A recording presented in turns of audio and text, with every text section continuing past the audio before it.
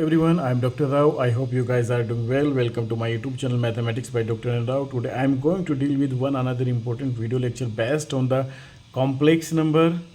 Or before going to the study of that, okay, important lecture, I request each and everyone subscribe my YouTube channel, like and share the videos among your classmates and your friends. Comment in the comment box and press the bell icon to get the further notification of the awesome videos. So guys, आज की video lecture में ना मैं explanation करने वाला हूँ okay कि हमारे पास कॉम्प्लेक्स वैल्यूड जो फंक्शंस होते हैं, कॉम्प्लेक्स वेरिएबल वैल्यूड जो फंक्शंस होते हैं, लाइक एक्सपोनेंशियल फंक्शन और सर्कुलर फंक्शंस और हाइपरबोलिक फंक्शंस और लॉगरिथमिक फंक्शंस, तो इन सब एक्सप्लेनेशन देने वाला हूँ. आप लोग बने रहिएगा. ओके, बहुत आसान से काम करने वाले हैं, है ना. तो आज हम एक्सप्लेनेशन के साथ शुरू करते हैं. देखिए, आप डिस्प्ले पे खुला हुआ है exponential function of the variable. क्या आपने e to the power x के बारे में सुना होगा. e to the power x जो है एक रियल फंक्शन है. क्या होता है? Real valued function, exponential function. और इसका ग्राफ में पता भी है क्या होता है. ये जाता है इंक्रीजिंग ग्राफ तो होता है इसका, है ना. कभी रिपीट नहीं होता. पीरियोडिक फंक्शन नहीं है, नॉन पीरियोडिक फंक्शन है. बट एक्स अगर आपका रियल वैल्यूड है, remember this point, if x is the real valued, okay. But complex value अगर है एक्सपोनेंशियल फंक्शन तो उसके बात डिफरेंट होती है. ओके, हालांकि अगर आपकी बात कॉम्प्लेक्स वैल्यूड एक्सपोनेंशियल फंक्शन की, तो वहाँ पे मैं भी हैंड्सअप करूँगा. वजह यह है कि कॉम्प्लेक्स वैल्यूड फंक्शंस का जो ग्राफ है ना 4D में बनता है. क्यों? उसका रियल पार्ट भी 2D होता है, इमेजिनरी पार्ट 2D होता है. अब 4D डिजाइन करना it's very difficult task. Okay, उसके लिए बहुत कुछ आपको पढ़ाना पड़ेगा मुझे, है ना. मुझे फिर आपको मैपिंग पे लेके जाना पड़ेगा, कन्फॉर्मेबल मैपिंग, जो कि आपका सिलेबस का पार्ट नहीं है, वो बहुत लेंथी पार्ट है. तो e to the power z, why is it periodic और not? If it is periodic, why? e to the power क्यों पीरियोडिक है? e to the power x क्यों जब नहीं है तो e to the power z कैसे हुआ? वो एक अलग बहस का मुद्दा है. लेकिन उससे पहले मैं आपसे बेसिक्स जो है वो डिस्कस करना चाहूँगा. देखो, एक्सपोनेंशियल फंक्शन होता है कॉम्प्लेक्स वेरिएबल. देखना, complex variable z equals to x plus iota y, where x and y are the real, है ना, is defined as e x p z. Exponential z को क्या करेंगे? ई एक्स पी जेड या e to the power z, e to the power z, e to the power x plus iota y. E to the power x plus iota y को लिख सकते हैं e to the power x into e to power iota y, है ना. देखो, फिर से मैं बताऊँ कि यहाँ पे मैं लिख रहा हूँ, मैंने आज बात की आपसे एक्सप्लेनेशन की कि मैं एक्सप्लेनेशन करूँ. एक्सपोनेंशियल ऑफ जेड को आप ई एक्स पी जेड लिख सकें, right. E x p z यानी कि e to the power z to x plus iota y ऐसे लिख सकते हैं. और आपको e to the power x into e to the power iota y लिख सकते हैं. यहाँ पे एक्सपेंशन से e to the power iota y को cos y plus iota y लिख सकें, राइट. अगर कोई आप रियल एंड इमेजिनरी पार्ट अलग कराने को कहें तो रियल पार्ट हो गया e to the power x cos y, imaginary part हो गया e to the power x sine y. Okay, और आप इसे ऐसे भी लिख सकते हैं e to the power x cis y. It is just a simple representation. Okay, इसके बाद हम जब तो ये छोटी छोटी सी चीज़ें हैं, ये तो कि अगर रियल पार्ट 0 है तो ये आपका इस तरह से दिखेगा, इमेजिनरी पार्ट आपका सिर्फ e to the power minus iota y की फॉर्म में दिखेगा. ये बहुत बेसिक सी चीज़ें हैं और ये आप लोग आसानी से इनकोर कर सकते हैं. Now the question is that prove that e to the power z is a periodic function where z is a complex variable. और अभी हम उसी की बात करें तो कि ई की पावर एक्स तो मेरा रेंजिंग फंक्शन होता है, वो तो पीरियोडिक होता नहीं, वो तो रिपीट करता नहीं उसका ग्राफ. तो e to the power Z क्या? तो बच्चे एकदम बिल्कुल कॉइंट हो जाओ, ये नॉन पीरियोडिक फंक्शन होता है ना. नहीं, e to the power z is the periodic function. कैसे पीरियोडिक होता है उसके लिए आप क्या करिए, फिर से यहाँ पे आ जाइए. देखिए, ई टू द पावर जेड में यहाँ पे आना चाहूँगा. पहले पीरियोडिक फंक्शन क्या होता है उसके बारे में बता दूँ. एक फंक्शन, पीरियोडिक फंक्शन वो फंक्शन होता है जो इस प्रॉपर्टी को सेटिस्फाई करे, f of x equals to f of t plus x. यानी after the quantity t it will repeat its value. Okay, अगर आपकी ये चीज़ बराबर हो जाए, यानी कि एफ ऑफ एक्स बराबर f of t plus x हो जाए, तो इसका मतलब है कि फंक्शन पीरियड है और पीरियड है उसका टी. जैसे मैं बात करूँ एफ ऑफ जेड की टर्म्स में अगर बात करूँ मैं, है ना, कि तो आप क्या क्या हो टी प्लस जेड, है ना. या जैसे मैंने यहाँ पे एफ ऑफ जेड मेरा e to the power z किया, तो ये हो जाएगा e to the power t plus z. यानी कि अगर ऐसा आता है तो ये एक्सपोनेंशियल फंक्शन पीरियोडिक फंक्शन हो गया in the form of T with the period T. Okay, तो चलो हम देखते हैं क्या है ऐसा. तो देखते हैं यहाँ पे ई टू द पावर एक्स, इसको आप क्या लिख सकते हैं, इसको आप इसका कोस वाई मेरा पीरियड फंक्शन होता है जिसका जो 2 पाई, इसका जो ग्राफ रहेगा वो आफ्टर ईच 2 पाई रिपीट करेगा। 2 पाई, 4 पाई के बाद, 6 पाई के बाद, 4 पाई के बाद, 4 पाई, 6 पाई, 8 पाई, 10 पाई, ओके, यानी कि 2n पाई के बाद इसका ग्राफ रिपीट करेगा। अगर कोस की बात करता हूँ तो उसका पीरियड होता है 2n पाई प्लस वाई। मैं इसको ऐसे लिख सकता हूँ, इसका जनरल फॉर्म प्लस आयोटा 2 पाई पीरियड होता है इसका, है ना, और 2n पाई प्लस वाई, इसका जनरल फॉर्म मैं ऐसे लिख सकता हूँ, है ना, क्योंकि ये आफ्टर इस 2 पाई अपना आपको रिपीट करेगा। तो e to the power x, और इसको मैं क्या कह सकता हूँ, e to the power 2n pi plus y iota by the Euler expansion. जैसे हमने e to the power iota y को ऐसे लिखा तो इसको हम ऐसे लिख सकते हैं, है ना। तो हम ऐसे भी लिख सकते हैं e to the power x plus iota, right, and then plus 2n pi iota, okay. इसको मैं कह सकता हूँ e to power z plus 2n pi iota.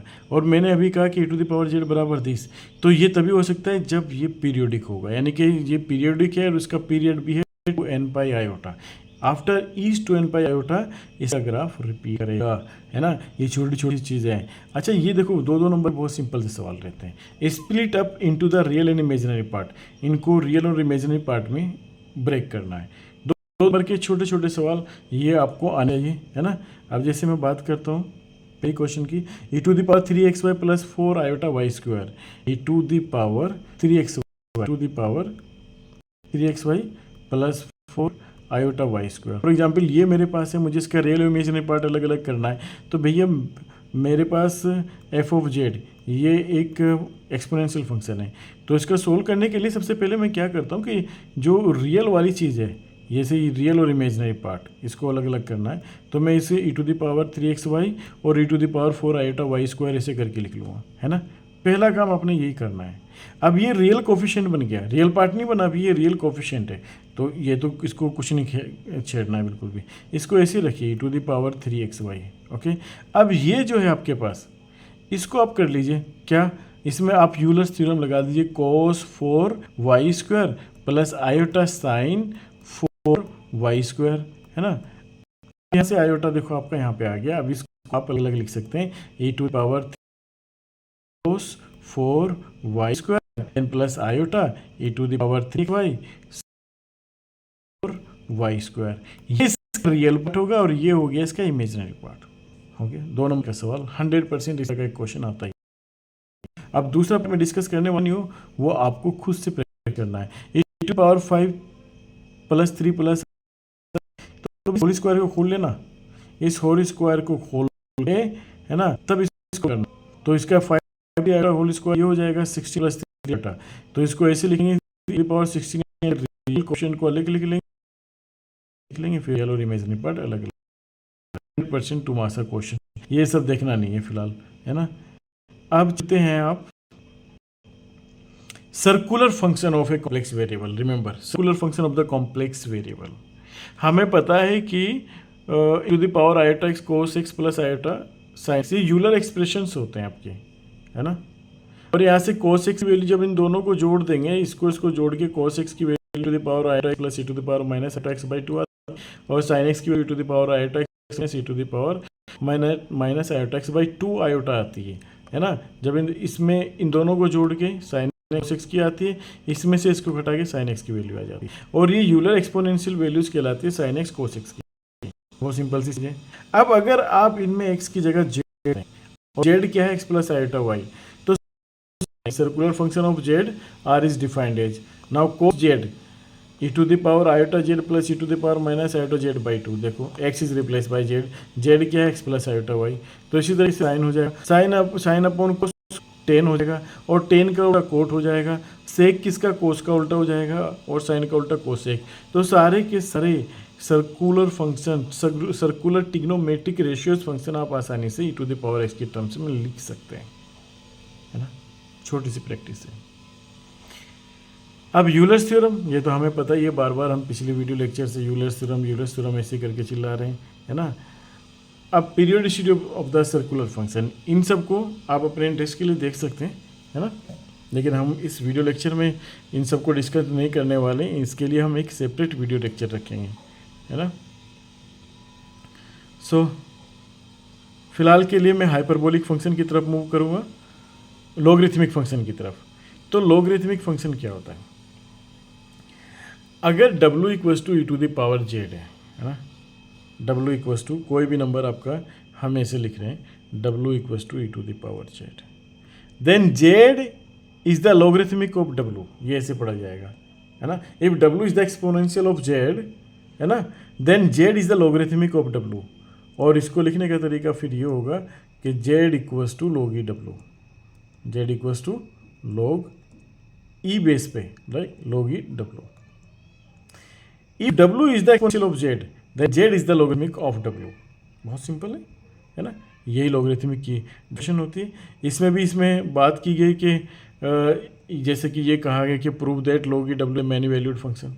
Many valued function क्या होता है? जिसमें एक इनपुट के कोरेस्पोंड में एक से ज़्यादा आउटपुट आते हों, यानी कि z की एक वैल्यू दोगे लेकिन आउटपुट ज़्यादा मिलेंगे। प्रूव करने के लिए उसने कहा कि 2n पाई आयोटा को आप ऐसे लिख सकते हैं, इसकी वैल्यू 1 के बराबर होती है।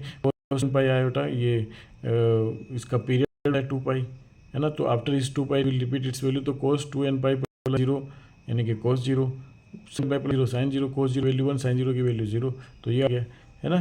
तो इसका हेल्प लग करके e to the power z, हम पता है कि e to the power z बराबर w होता है। तो e to the power z plus 2n pi iota क्या हो जाएगा? e टू द पावर, इसको आप लिखेंगे e to the power z into e to the power 2n pi iota. 2n pi iota की वैल्यू हमने 1 निकाली, यहाँ पे 1 निकाल दी, तो e to the power z, e to the power z हमारे पास w हम लेके चले, तो यहाँ पे हो जाएगा e to the power z equals to w। तो यहाँ से log e w की वैल्यू आ जाएगी z plus 2n pi iota. ठीक है, अगर देखो मेरा e to the power z अभी हमने यहाँ पे डिस्कस किया है, थोड़ा सा हम फास्ट चल रहे हैं, हालांकि फिर से मैं, चलो मैं से शुरू करता हूँ। 2n pi iota, e to the power 2n pi iota, इसको मैं लिख सकता हूँ cos 2n pi plus iota sine 2n pi. Okay, cos 2n pi की वैल्यू 0 और इसकी 1, ओके, की वैल्यू 1 और इसकी वैल्यू आयोटा इंटू 0, तो इसकी वैल्यू 1 हो जाएगी। So e to the power z को मैं क्या कर सकता हूँ? So e to the power z है ना, इसको मैं लिखता हूँ e to the power z plus 2n pi iota है ना। और अगर मेरा w equals to e to the power z मैंने माना है, w is the exponential of z है ना, तो z मेरा लॉगरिथमिक ऑफ w होगा। ये भी मेरे को पता है, ये दो चीज़ मेरे को पता है bye the definition of the logarithmic function है ना। तो मैं क्या कर रहा हूँ, इसको, इस वाली चीज़ को मैं ये ऐसे लिख रहा हूँ e to the power z and e to the power 2n pi iota. और e to the power 2n pi iota की वैल्यू 1 होती है, तो मैं इसको लिख रहा हूँ e to the power z. और e to the power z मैं क्या मान के चला हूँ, w के बराबर है। तो मैं यहाँ से ये कह रहा हूँ एक्चुअली कि दिस इम्प्लाइज दैट मेरा w जो है वो e to the power z plus 2n pi iota. तो by the definition of the logarithmic, by the definition of logarithmic है ना, मेरा z plus 2n pi iota का लॉगरिथमिक w होगा। This implies that z plus 2n pi iota equals to logarithmic of w। Okay, और ध्यान रखो एक चीज़ ध्यान रखना है यहाँ पे, ये बहुत इंपॉर्टेंट चीज़ है ना, इसके ऊपर बहुत क्वेश्चंस बनते हैं यहाँ पे। log e w का ये जनरल वैल्यू है। अच्छा, पहली बात उसने बताया कि प्रूव दैट ये मैनी वैल्यूड फंक्शन है, ठीक है, क्योंकि n की डिफरेंट वैल्यूज़ के लिए ये आपको z के कोरिस्पॉन्ड, w के कोरिस्पॉन्ड में बहुत सारी वैल्यू दे देगा। 0 के लिए अलग वैल्यू देगा, 1 के लिए अलग देगा, 2 के लिए अलग देगा, तो इसलिए मैनी वैल्यूड फंक्शन हो गया। अच्छा, एक और चीज़, log e w को अगर मैं इसके फॉर्म में लिखता हूँ तो मैं इसे जनरल log भी कहता हूँ और जनरल वैल्यू भी कहता हूँ, और जनरल log e w को मैं कैपिटल log से डिनोट करता हूँ, और इसको मैं लिखूँगा 2n पाई आयोटा। ये बहुत इंपॉर्टेंट चीज़ है, इसको आप नोट डाउन कर लेना, z, ठीक है। इसको मैं जनरल log कह रहा हूँ, जनरल log को मैं कैपिटल log से डिनोट करूँगा, log e w, तो 2n pi iota plus z, ठीक है। फिर से मैं यहाँ पे ले रहा हूँ जनरल log e w क्या हो गया, 2n pi iota plus z है ना, और z मेरा क्या है, एक्सपोनेंट लॉगरिथमिक ऑफ w, तो 2n pi iota small log है ना, log e w। तो जनरल लॉग मेरा हमेशा इसके बराबर होगा। जनरल लॉग का कैपिटल एल कैपिटल होगा और प्रिंसिपल लॉग का एल स्मॉल होगा। देखो प्रिंसिपल मैं वैल्यू इस्तेमाल कर रहा हूँ, तो प्रिंसिपल वैल्यू अगर मेरे को निकालनी होगी तो मैं n इक्वस टू 0 कंप्यूट कर दूंगा, इसमें तो मेरी प्रिंसिपल वैल्यू निकल आएगी, है ना। तो प्रिंसिपल वैल्यू में कैपिटल लॉग और स्मॉल लॉग दोनों बराबर हो जाते हैं यहाँ पे, इसमें कोई लड़ाई नहीं है ना। अब जैसे कि छोटे छोटे क्वेश्चन है, log minus n pi iota plus log n। हालांकि यहाँ पे एल का एल कैपिटल होना चाहिए, ये मिस प्रिंट है ना, कहीं लेके चला, ये नहीं लेकर चला, है ना। तो ये थोड़ा सा कहीं नहीं ये स्मॉल ही रहेगा, चलिए ठीक है। अब इसने कहा कि prove that log minus n equals to pi iota plus log, है ना। 2 लाइन प्रूफ है। 2 नंबर का क्वेश्चन बहुत आसान बन जाता है कि वो कहता है कि proof log minus n equals to iota pi n plus log n, है ना। तो सिंपल सवाल है। तो भाई इसमें इस तरह की चीज़ को प्रूफ करने के लिए, आपको प्रूफ करना है, इसको प्रूफ करने के लिए आपने क्या करना है कि माइनस को अपने अलग तरीके से लिखना है, इसको पोलर फॉर्म में लिखना है। माइनस एन को आप क्या लिख सकते हैं, माइनस इंटू एन। माइनस 1 को आप क्या लिख सकते हैं, क्योंकि इसको लिख सकते हैं cos pi plus iota sine pi, है ना। तो इसको लिख सकते हैं आप e2 and into N. Form आएगा वो आता है cos pi plus iota sine pi. Polar form के लिए मैं फिर से लेक्चर आपको बनाऊंगा, है ना। और आर एन थीटा वैसे आप दूसरी वीडियो लेक्चर्स में भी, मेरी शुरू वाली वीडियो लेक्चर्स में देख सकते हैं, वहाँ पे मैंने पोलर कन्वर्जन बताया है। तो -1 को मैं ऐसे लिख सकता हूँ और इसको मैं लिख सकता हूँ e to the power iota y. तो ये हो गया। अब मैं दोनों साइड में यहाँ पे log अप्लाई कर देता हूँ। तो log minus n equals to log e to the power iota pi into n, जिसको हम लिख सकते हैं log e to the power iota pi n plus log n by the property of log। और इसको मैं लिख सकता हूँ iota pi plus log n। देखो कितना छोटा सा काम है, यानी कि log माइनस n को आप ऐसे लिख सकते हैं, हैंड्स प्रूव्ड, है ना। छोटे छोटे स्टेप्स, 2-2 नंबर के क्वेश्चंस। कभी कभी इस क्वेश्चन में वो log -4 कर देगा यहाँ पे, तो ये सब मजाक है ना। मेरे को पता है कि log -4 को कह रहा है कि वो उस वैल्यू निकालो या उसके रियल एंड इमेजिनरी पार्ट अलग अलग करो, इसे ही पूछ सकता है। Okay, separate the real and imaginary part of that. तो आप क्या करेंगे भाई, -4 को आप लिख लेंगे -1 इंटू 4 और इसका पोलर फॉर्म कर लेंगे e to the power iota pi into 4, है ना। दोनों साइड में log अप्लाई कर देंगे, log -4 और log e to the power iota pi into 4, right. अब इसमें log की प्रॉपर्टी लगा देंगे आप। Okay, let me do it here. तो यहाँ पे देखो मैं इसको सोल्व कर रहा हूँ। log -4 इक्वस टू हो जाएगा, ये इसको अलग अलग कर लेते हैं, log e to the power iota pi n plus log 4। अच्छा, log 4 को मैं लिख सकता हूँ 2 log 2, ओके राइट। और इसको लिख सकते हैं आयोटा पाई। तो log -4 की वैल्यू आ गई ये, ओके। अब इसमें बता भी सकते हैं रियल पार्ट क्या हो गया। अगर मैं बात करूं रियल ऑफ log -4, इसका रियल पार्ट आप आराम से बता सकते हैं 2 log e2, okay 2 log e2। इसका इमेजिनरी पार्ट आपको बताना है ना। इमेजिनरी पार्ट किसका, log -4 का इमेजिनरी पार्ट, तो आप कह देंगे पाई। तो कितना आसान सा काम आपको करना होता है, तो कुछ भी मुश्किल काम हम यहाँ पर नहीं कर रहे होते हैं। ऐसे ये separate the log alpha plus iota beta into real and imaginary part, बहुत इंपॉर्टेंट सवाल है ना। इस तरह का क्वेश्चन बहुत बार पूछा गया है कि लोगरिथमिक में एल्फा प्लस आयोटा बीटा, ये कार्टिजन दिया हुआ, कार्टिजन नंबर का लोगरिथमिक, और इसको वो कह रहा है कि इसको रियल एंड इमेजिनरी पार्ट में सेपरेट करो। तो भाई सबसे पहला काम, एल्फा प्लस आयोटा बीटा को पहली फुर्सत में आर कोस थीटा यानी कि पोलर फॉर्म में कन्वर्ट कर लो आयोटा साइन थीटा, राइट। और यहाँ से आपको क्या मिलेगा कि r cos theta equals to alpha मिलेगा और r sine theta is equals to beta मिलेगा, राइट। और यहाँ से दोनों साइड का स्क्वायर करके जब आप जोड़ेंगे तो r square equals to alpha square plus beta square मिलेगा, यानी कि आर की वैल्यू आपको मिलेगी square root of alpha square plus beta square. Plus minus से मिलते हैं, माइनस आप कंसिडर नहीं करेंगे क्योंकि यहाँ पे आर जो होता है डिस्टेंस की तरह ट्रीट होता है और डिस्टेंस को हम नेगेटिव कभी लेते नहीं हैं। अब इसको हम सेकेंड इक्वेशन को अगर हम फर्स्ट से डिवाइड करें तो आपको यहाँ पे मिल जाएगा tan theta equals to beta by alpha. तो यहाँ से थीटा मिल जाएगा आपको tan inverse beta by alpha. देखो थीटा की वैल्यू ये मिल गई, आर की वैल्यू ये मिल गई, तो अल्फ़ा प्लस आयोटा बीटा आपका क्या बन गया, एल्फ़ा प्लस आयोटा बीटा आपका बन गया, आर की वैल्यू रख देते हैं यहाँ पे square root of alpha square plus beta square, right. और यहाँ पे कोस, ओके, ये आपके पास e to the power cos theta plus iota sine theta, मतलब हो गया e to the power iota theta, तो e to the power iota theta, है ना। और चलो यहाँ पे आर ई कर लेते हैं इसे, r where r equals to this and theta is equals to this. ये अब apply the log both the side.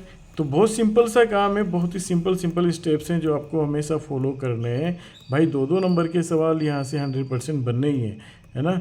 तो इसको आप लॉग आर, लॉग की प्रॉपर्टी से आप इसको लॉग आर और log e to the power iota theta लिखेंगे, है ना।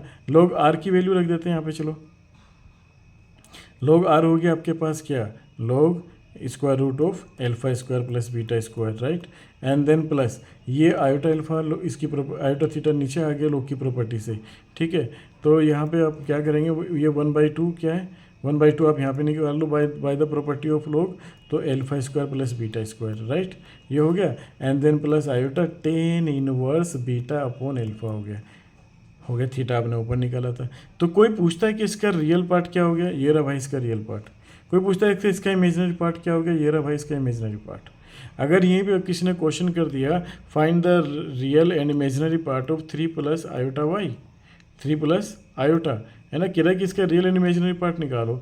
तो हमें पता है कि हमारे पास लोग एल्फा प्लस आयोटा बीटा का डायरेक्ट फार्मूला इस्तेमाल करेंगे यहाँ पे, इसको याद रख लें। ये होता है log alpha square plus beta square, right, and then plus iota tan inverse beta upon alpha. तो यहाँ पे एल्फा की वैल्यू क्या है आपके पास 3 और बीटा की वैल्यू 1 है, तो इसको लिखेंगे 1/2 लोग एल्फा स्क्वायर मतलब 9, 3 का स्क्वायर 9 और बीटा का मतलब 1 का स्क्वायर 10, तो ये हो जाएगा log 10। And then plus iota tan inverse beta की वैल्यू आपके पास यहाँ पे क्या है 1 और एल्फा की वैल्यू 3, तो 1/3, दैट्स इट। ये इसका रियल पार्ट हो गया, ये इमेजिनरी पार्ट हो गया। ये छोटे छोटे से क्वेश्चंस हमेशा आपको करने को मिलेंगे जो कि 2 नंबर के 5 क्वेश्चन बनाएंगे, है ना। अब हमारे पास कुछ क्वेश्चंस हैं, जैसे कि पहले ही है prove that this equals to this, बिल्कुल वही जो भी हम करके आए उसका इस्तेमाल करना है भाई। सबसे पहले मेरे पास ये जो नंबर दिया हुआ है r e to the power iota theta, इसने फर्स्ट क्लास जी ने पोलर फॉर्म में दिया हुआ है, यहाँ पे आपको कार्टेशियन भी नहीं दिया हुआ है। तो सबसे पहले मैं इसको अलग अलग कर लूँ, इसका रियल पार्ट मैंने अलग कर लिया और इमेजिनरी पार्ट मैंने इसका अलग कर लिया। हालाँकि ये इतना कुछ करने की ज़रूरत नहीं है। अच्छा बराबर में प्रूफ करना है क्या इसको, ये अच्छा ये कह रहा है कि deduce that also in that form, चलो वो भी कर लेंगे। फिलहाल आपने क्या करना है log 1 plus r e to the power iota theta कर लिया। अब इसका ये तो रियल पार्ट हो गया 1 प्लस आर कोस थीटा, और आर साइन थीटा इसका इमेजिनरी पार्ट हो गया।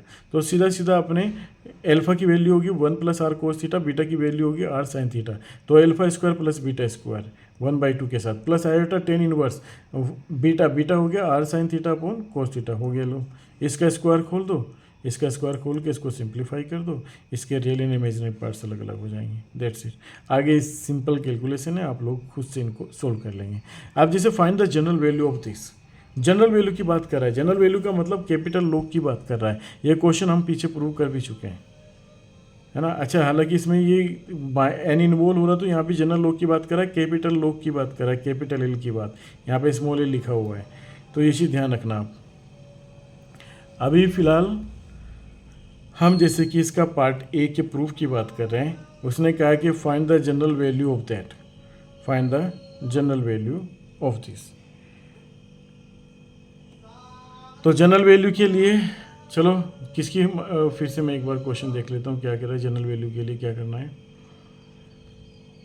General value find the general value of log -1 plus iota √3, है ना। देखो ये सब छोटे छोटे से काम है, जनरल वैल्यू निकालनी है, यानी कि कैपिटल लॉग की निकालना है, किसका -1 प्लस स्क्वायर रूट 3 आयोटा, ये कैलकुलेट करना है।